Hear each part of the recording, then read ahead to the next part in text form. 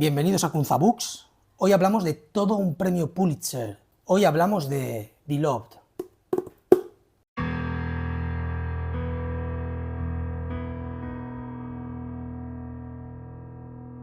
Beloved es una novela publicada en 1987 y escrita por Chloe Ardelia Buford, o más conocida como Toni Morrison, que fue una escritora, editora y profesora estadounidense, nacida en 1931, y que toda su vida luchó por los derechos humanos y por la igualdad de sexo y raza. Esto se ve claramente en todos sus escritos. El cenit en el reconocimiento de su obra le llegó en 1988, un año después de la publicación de Beloved, con el premio Pulitzer por precisamente esta novela. 5 años más tarde, Toni Morrison ganaría el Premio Nobel de Literatura en 1993, pues también a causa de reconocimiento a toda esta lucha por los derechos humanos, las desigualdades, etc. Decir que en 1960 consiguió ser la primera editora de novelas de ficción de raza negra. La novela, más allá de que trata los problemas raciales del sur de los Estados Unidos en la primera mitad del siglo XIX, pues mete también un realismo mágico, un elemento paranormal, como protagonista que hace la novela muy interesante. Toni Morrison, la verdad es que mete este elemento paranormal con gran maestría, porque uno cuando está leyendo no tiene la sensación de estar leyendo una novela de ficción. O sea, el realismo mágico, lo paranormal, está integrado en la novela de manera tan natural que uno, el lector lo acepta como parte de una novela realista. De hecho, la novela está basada en hechos reales. Al margen del realismo mágico y de los elementos paranormales, yo creo que Toni Morrison lo que quiere contar, o lo que quiere concienciar con este libro, es presentar un hecho que ocurrió de verdad, y lo que quiere mostrar pues es la intención de Morrison, yo creo que es contarnos, mostrarnos la crudeza vivida en esa primera mitad del siglo XIX en los sur de los Estados Unidos, y la esclavitud, el problema racial, y para ello se vale de la protagonista, que es Sete, que es una mujer de raza negra que ha vivido la esclavitud con fiereza y que en el tiempo presente de la novela arrastra pues todo ese terror, ese trauma, ese tormento, todo ese dolor que lleva a cuestas fruto de su pasado. Sete es un personaje lento, pesado, deprimido, oscuro, que bueno, ve la vida pasar esperando a que llegue su momento y bueno, deje de sufrir. Morrison lo presenta como un personaje que sufre de estrés postraumático, y que esta clínica, mezclada con todo el horror, el terror, el dolor que lleva a cuestas, pues hace que cometa un acto sobre el que gira toda la novela. La novela, como he dicho antes, está basada en hechos reales y trata de una mujer, Margaret Garner, en el libro Sete, que decide huir, escapar de la esclavitud para ir a un estado con leyes más laxas, más amables hacia la esclavitud, y donde ella piensa que puede empezar una nueva vida más tranquila y alejada de la esclavitud. En el camino la están persiguiendo, y antes de llegar a este estado ella decide esconderse en la casa de Bluestone Road para que no la vean, porque la persiguen el maestro, su sobrino, un sheriff y un esclavo que va con ellos, y como la están pisando los pies, pues decide esconderse en la casa de Bluestone Road, en una especie de granero o de parte trasera, para que no la vean. Y en este momento se suceden los acontecimientos sobre los cuales gira toda la novela, como he dicho antes. Alerta spoiler. Cuando Sete, que está escondida en la parte de detrás, como en el granero de la casa de Bluestone Road, escucha los cascos de los caballos del maestro, su sobrino, el sheriff y el esclavo que les acompañaba llegar, entiende que la van a capturar, que la han atrapado, y empieza a pensar en la vida de horror, de terror, de sufrimiento, de humillación, de violencia física, de violencia psicológica, de violaciones sobre todo, que van a tener sus hijas, porque se van a llevar a sus hijas para ser humilladas, vejadas, violadas, azotadas. Pues Sete decide matar a sus hijas para evitar que tengan esta vida de sufrimiento y de tormento. En este momento, Sete mata a la primera de sus hijas y la descubren, el maestro, su sobrino, el sheriff y el esclavo que les acompañaba, la descubren intentando matar a la segunda hija, golpeándola contra la pared. El primer golpe falla y cuando va a golpear el segundo hay una persona de color ajena al maestro y a la cuadrilla esta, que se la coge de las manos para evitar que la mate, y el maestro, su sobrino y el sheriff, al ver esta escena de esta persona totalmente fuera de lugar, o fuera de sus facultades, con su hija muerta, empapada en sangre, pues se quedan absolutamente horrorizados, el terror se apodera de ellos y deciden huir de ahí y no saber nada. En ese momento, pues capturan a Sete, pasa un periodo en la cárcel, la hija que ha sobrevivido se pone a vivir con la abuela, Denver se llama, y luego en el presente de la novela Toni Morrison nos presenta una vida más calmada, donde Sete y Denver ya viven juntas, y bueno, donde nos muestra pues todo el dolor que arrastra Sete, ¿no? Este hecho, este horror que nos cuenta Toni Morrison, que está basado en hechos reales, recordemos que en el libro Sete, pero fue una mujer, Margaret Garner, quien acometió estos hechos, al lector le hace pensar. No, Toni Morrison con este hecho no solo transmite una narrativa que el lector lee y acepta unos hechos y ya.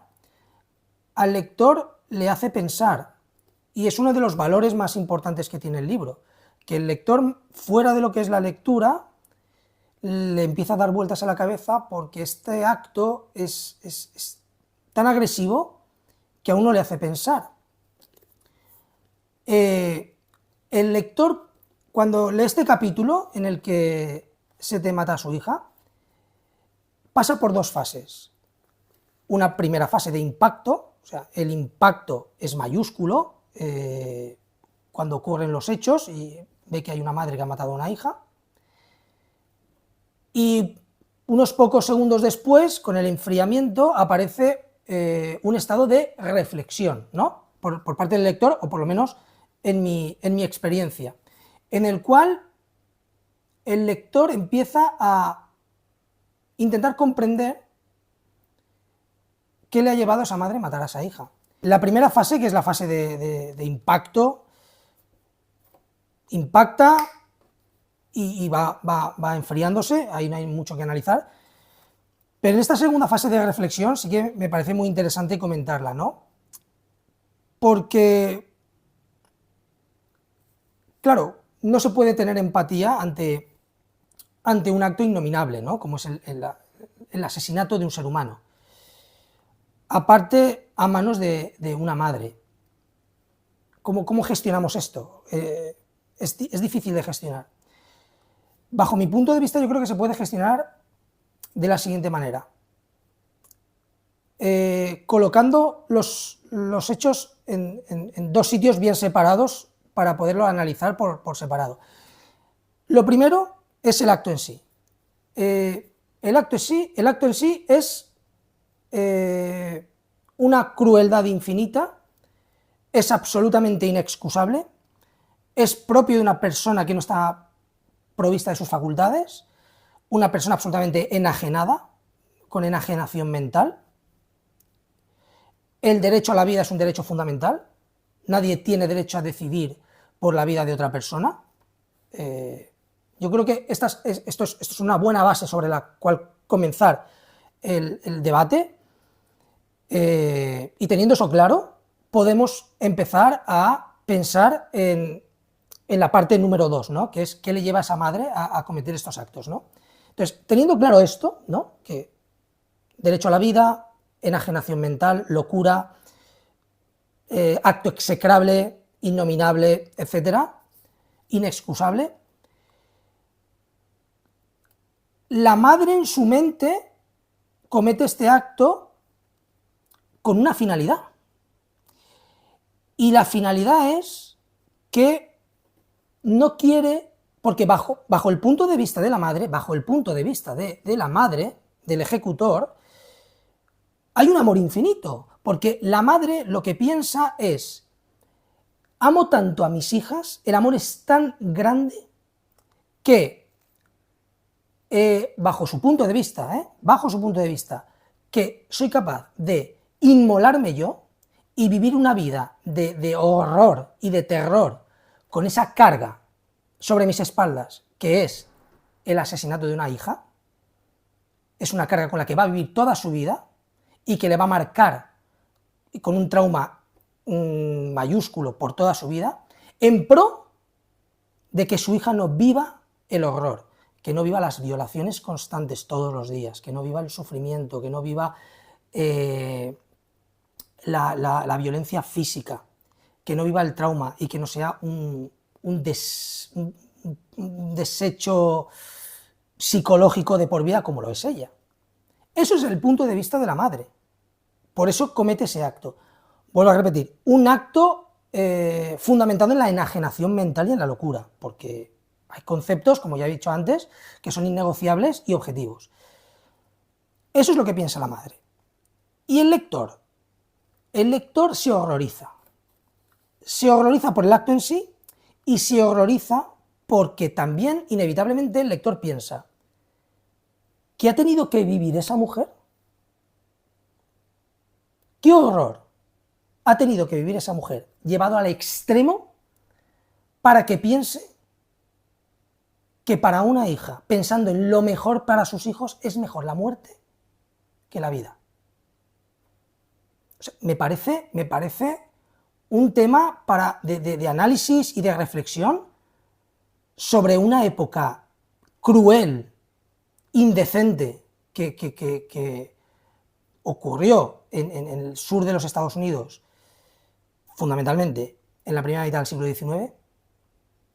A mí me parece un golpe en todo el pecho. A mí me golpeó el pecho, me golpeó el corazón, me sacudió, y a mí personalmente me gusta tener los pies en el suelo del mundo en el que vivo, porque al final de estas lluvias, estos lodos, al final nuestros actos nos definen hoy en día, y gracias a Dios tenemos que pelear por ir regularizando una situación de derechos humanos, ¿no? Día a día y poco a poco peleando por los derechos humanos y por la igualdad, que me parece fundamental, de raza, de sexo, etc. Volviendo otra vez al realismo mágico, este libro considero que se divide, Toni Morrison lo divide en dos partes. La primera es una narrativa en donde lo único que le interesa es mostrar la crueldad de la esclavitud y ponérnosla aquí para que nos demos cuenta de qué fue aquello e intentarnos concienciar como personas en nuestro día a día.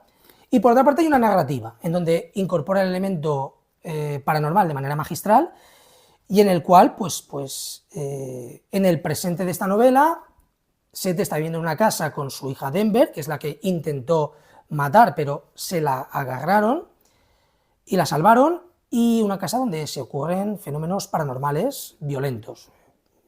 Puertas se cierran, se caen los objetos. Denver y Seth pues lo aceptan de manera natural, no se quieren ir de esa casa, están bien, y lo aceptan. Esos elementos paranormales, ¿quién puede ser? Pues puede ser la abuela, puede ser la hija que mató Seth.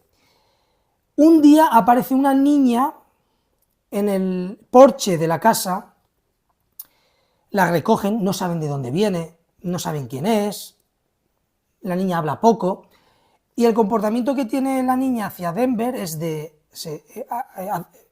adopta el papel de hermana de Denver, y Sete adopta el papel de madre para esta niña que ha llegado, que no se sabe dónde ha llegado, está perdida, y la niña lo acepta. Parece, parece que sea una niña que no sabe dónde ha salido, y al final se descubre que la niña hasta que apareció, no se sabe dónde, empieza a cantar una canción que Sete se había inventado y se la cantaba a sus hijas, con lo cual entienden que esa niña es la niña que Sete mató en aquel granero, de Bluestone Road, y por lo tanto es un espíritu, un fantasma encarnado. Nadie lo ve como un fantasma, parece una niña normal, ¿no?, de carne y hueso, pero es el fantasma de la niña encarnado. Creo que ahí Toni Morrison está espectacular. La novela, el realismo mágico dota de una gran creatividad a la novela con este elemento. Entonces, por una parte nos muestra la narrativa de una mujer que mata a sus hijos por que no sufran el horror de la esclavitud, su hija muere, y en el futuro pues su hija está presente en esa casa como espíritu, y luego aparece encarnada para vivir esa vida en familia que ella piensa que le toca, ¿no? Esa niña se llama Beloved y es el título de la novela, ¿no? Y quiero hacer mención también a esta dicotomía tan fantástica, ¿no?, de Beloved, amada. En castellano significa amada. La niña se llama Amada. Y ese contrapunto, ¿no?, de una niña amada pero asesinada por su madre. Amada por su madre pero asesinada por su madre. Es como que Toni Morrison quiere dar un empujoncito al lector, ¿no?, para decir, te estoy diciendo que esta madre está matando a sus hijas por amor, te estoy diciendo que esta madre lo que quiere es que sus hijas no vivan en el infierno, y que bajo su perspectiva de una persona enajenada, desprovista de sus facultades, con locura, piensa que el acto es por amor. No hay un acto de amor más puro que ese, ¿no?, que asumir y más poco egoísta que el asumir llevar esa propia carga, ¿no? Me parece interesante el nombre, es una oda a este hecho en concreto, ¿no? Amada, pero te mato, ¿no? Deja tocado esta novela, me parece espectacular. Por último, me gustaría leer un par de fragmentos del libro que ejemplifican perfectamente la dureza y la crudeza. A mí personalmente me helaron el corazón. Los dos fragmentos, o sea, todo el libro está lleno de referencias muy crueles y la verdad es que bastante difíciles de digerir. Aquí en esta página hay un par de frases que a mí personalmente me parecen bastante duras, ¿no? Aquí dice, frustrada y perpleja siguió dale que dale con el azadón. ¿Qué sería esa oscura e inminente? Ojo, ¿qué podía herirla ahora? ¿La noticia de la muerte de Hale? No. Estaba más preparada para su muerte que para su vida. O sea, una madre, por las circunstancias que tiene de esclavitud, está más preparada para la muerte de una hija que para la vida. Esa es la situación que tenían. El horror, el terror. Esta me parece todavía más difícil. El último de sus hijos, a quien apenas miró cuando nació, porque no valía la pena molestarse en reconocer rasgos que nunca vería pasar a la adultez. Porque no valía la pena molestarse en reconocer rasgos que nunca vería pasar a la adultez. Es duro. Es un libro duro, difícil, que te da una bofetada y te dice, este es el mundo real, esto ha ocurrido, tienes que dar gracias de la vida que tenemos, tienes que ser agradecido, intentar ser buena persona. Estas cosas no pueden volver a ocurrir, ni con ninguna raza, con ningún sexo, con nadie, o sea, nadie se merece esto, y creo que es un ejemplo que nos da Toni Morrison muy bueno para intentar mejorar como personas y darnos cuenta de las cosas los actos absolutamente innominables que ha hecho el ser humano. El libro en su narrativa es complejo. Toni Morrison, la utilización del flashback continuo, de presentar el presente, de repente pasarse al pasado, volver al presente, a otra línea del... O sea, las líneas temporales se entrecruzan y hace que la lectura no sea tan fácil. Uno tiene que estar bastante concentrado. El libro merece muchísimo la pena, pero es para leerlo concentrado, porque las líneas temporales las va entrelazando. Además, suele haber una marcada ausencia del pronombre, el artículo, con lo cual... Pero bueno, al margen de eso, es un libro que merece muchísimo la pena.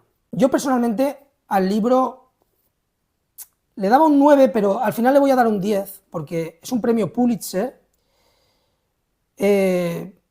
A mí me ha marcado profundamente, he reflexionado muchísimo, que eso me parece que es muy interesante.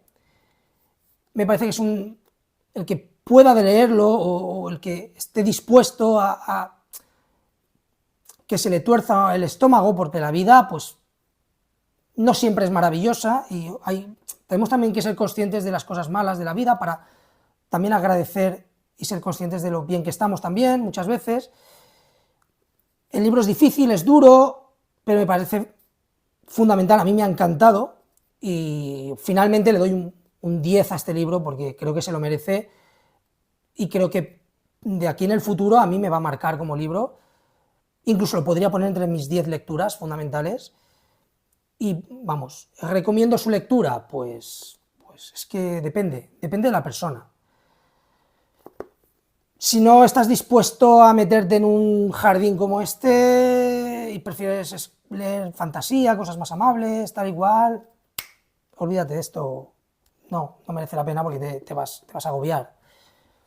Si te apetece un poquito meterte en el fango y conocer y dedicarle una mínima parte de tu tiempo a ser consciente de lo que ha ocurrido en la historia, pues yo creo que sí que merece mucho la pena. Y creo que libros que hablen de este tema, creo que pues es de lo mejor que he leído, y creo que ejemplifica muy bien.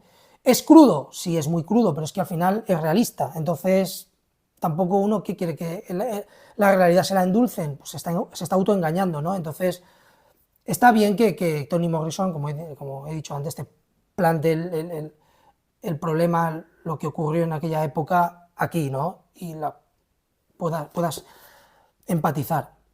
Pues bueno, hasta aquí el capítulo de hoy de Kunza Books, espero que os haya gustado.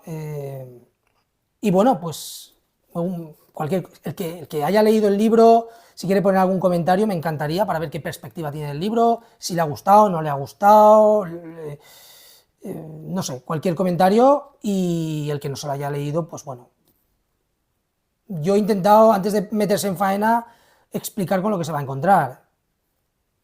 Es un libro duro, difícil, pero muy... que aporta muchísimo al alma, aporta mucho al alma. Pues eso ya a cada uno. Pues nada, un abrazo muy grande y nos vemos en el próximo Kunza Books.